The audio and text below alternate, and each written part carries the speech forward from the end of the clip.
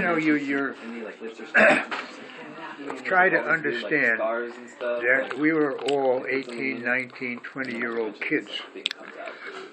It's just like We're certainly yanked out of our.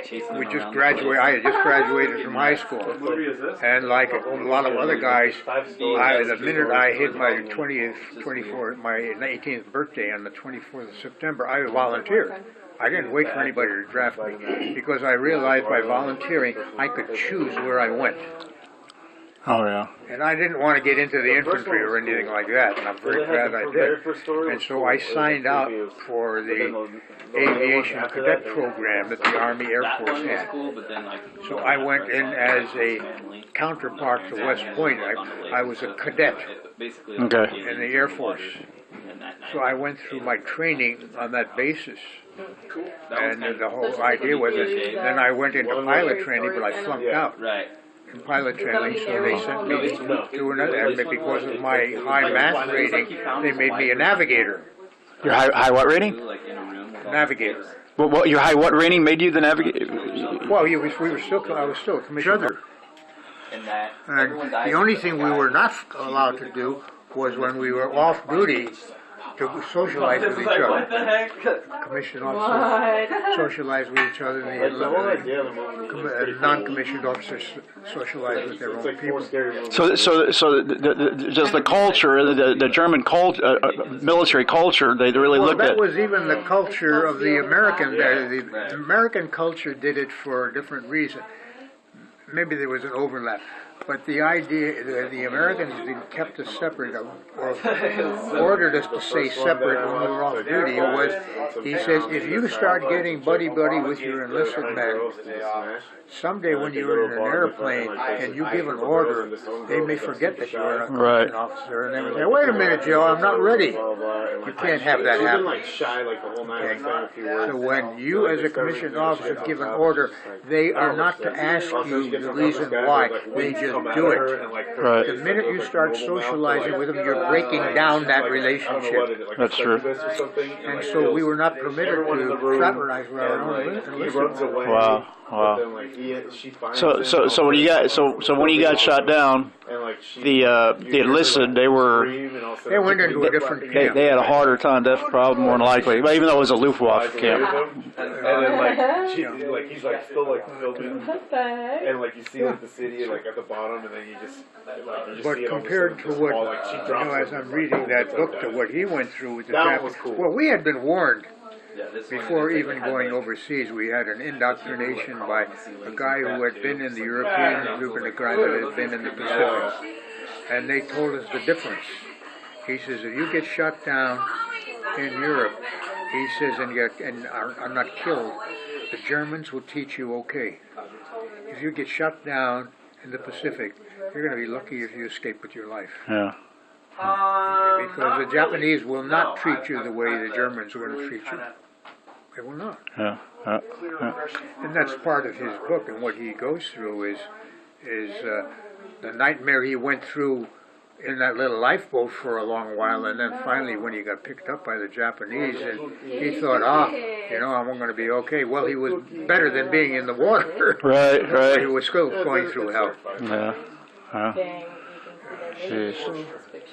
So as far as like that, the British, that if you could just review that again, that was great. When the British side of the camp, when those guys were getting the information somehow. The British had a different mentality than the Americans, because the British had been historically at war for so many centuries, and sometimes with the French and everybody else, so there was no love between the British and the French or anything like that, because of their historical background. The Americans had no fixations against anybody. All right. We had more anger against the Japanese. Why? Because the Japanese had attacked Pearl Harbor. But we were also taught before we went overseas that if you get captured by the Japanese, you're going to be handled in a very different way than you will if you get captured by the Germans. And we understood that to be true. And so the Japanese had their own mentality on how to treat people who were enemies and captured, and the Germans had a completely different picture. Yeah, yeah. But those guys escaping the camp, all bets were off if you escape from. The difference between the Americans and the British is that the British were used to war, and used to war between themselves and the people on the continent. And Americans are not used to war. Yeah, that's true. You know, we don't have, we never had. It's never been local. It's always been over there. We have never been hit. Yeah. We've never been hit. So between 1914 and 1942 was 30 years roughly, and so the whole new generation of people like me came along.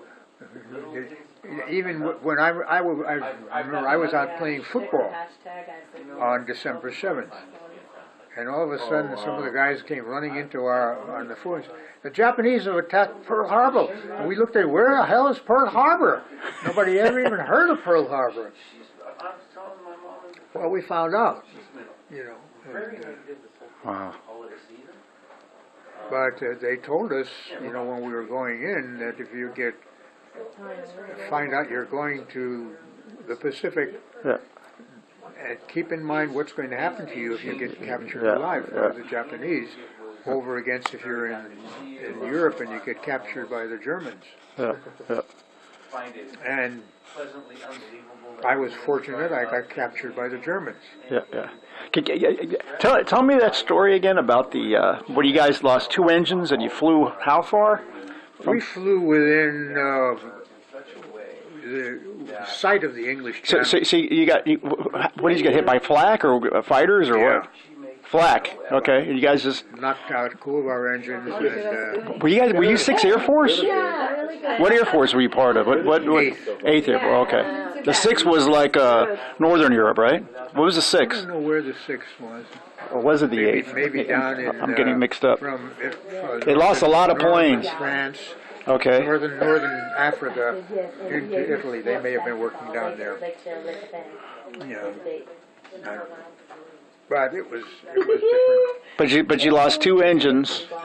Yeah, we lost 2 engines, and the pilot just couldn't keep altitude anymore. And when he saw the English Channel, even if we was able to reach the English Channel, we would have ditched, and the British would come out with their torpedo boats and pull us out of the water, because they were doing that all the time.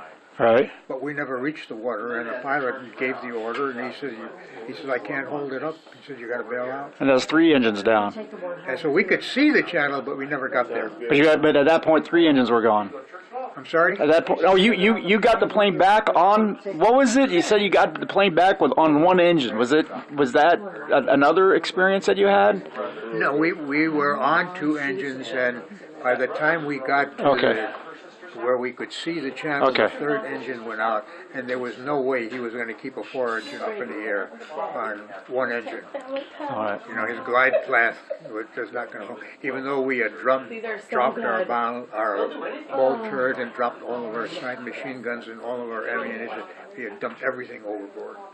But he still couldn't maintain the balance. Yeah, there's no. Because if we had hit the channel and he had mushed in on the water, the British would have been there in 3 minutes. Yeah. Because they would have seen us coming in, and they would already have boats coming across the channel to pick us up out of the water. So how short were you, would you say? Because you could actually see it from when you went down. We could see the water, but we couldn't make it to the water. Wow. And, of course, Germany occupied all of the continent. Yeah, still. Yeah. April of 44, more or less. Yeah. Wow. Thank you, Uncle Pete. The big man. big man. The B-17s flew above the B-24 on a mission. 24s had a bigger bomb load, Okay. so they had a bigger payload than the B-17s. Okay. And they flew in at a lower altitude, and because of the fact that aerodynamically they were not as much an airplane as the B-17, they were knocked out of the sky easier. You could keep a B-17 in the air on 2 engines without any trouble at all. You couldn't keep a 24 on there with 2 engines. So the 17s were more apt to eventually reach the target, because what would happen if this is the target and you're over here, between here and there, the flak is, you can get so thick they can get out and walk on it. Okay. Jeez. So the B-24 was more easily knocked out than the 17s were, even though it carried a bigger payload. So it couldn't take as much flak as the 17 and stay in the air. Yeah, the 17 would stay in the air even on 2 engines. I don't think you could keep the 24 in the air on 2 engines. From what I heard it was real hard to fly, and they didn't like it. Did you guys ever have any escorts? What was your escort? We had escorts up to a point, but the escorts had a fuel problem. They couldn't go all the way into Berlin and back with us. No way. Really? Never make it. Wow. Never make it home. So they take us in part way. They knew what their turnoff point was, and then we were on our own. Right. And the Jeez. Germans knew that, so they would wait until the P-47s and the P-51s flew home, turned up, and then they would come up. Right. They didn't want to. We had a lot of firepower on a P-17 and probably on a 24. So it took a while for them to be able to knock us out of the sky. But they were dependent upon not only their air power, but their flak. Yeah. When you got closer to the target, you could just about get out and walk on that flak. That's crazy. God. So once they got your altitude, you were in trouble. And the problem was that once you got on your target run, you couldn't do this anymore. You were locked on the guy in front of you. And they knew that. Right. So they knocked a lot of, just like they knocked our plane out of format. So you were hit by. So your engines were knocked out by flak. It was flak, yeah, not by fighter plane. Oh my God! Imagine. For every offense, there's a defense, and then somebody comes out with a newer offense, and they come out with a counter and defense. That's the nature of war. Yeah. Mountains. What were they? 30 millimeter? What kind They of? had 50 millimeters. 50 millimeter. Oh, yeah. Jeez. God, that's a big anti-aircraft gun. 50 millimeter. We have 50 millimeter machine guns on the Well, 50 airplane. caliber. 50 caliber, yeah. I mean, 50 millimeter is like that long, that big in diameter. 50 caliber is, Yeah. half an inch. But that's a big gun, man. I had no idea they got that big. Thinking about it soon, but not yet.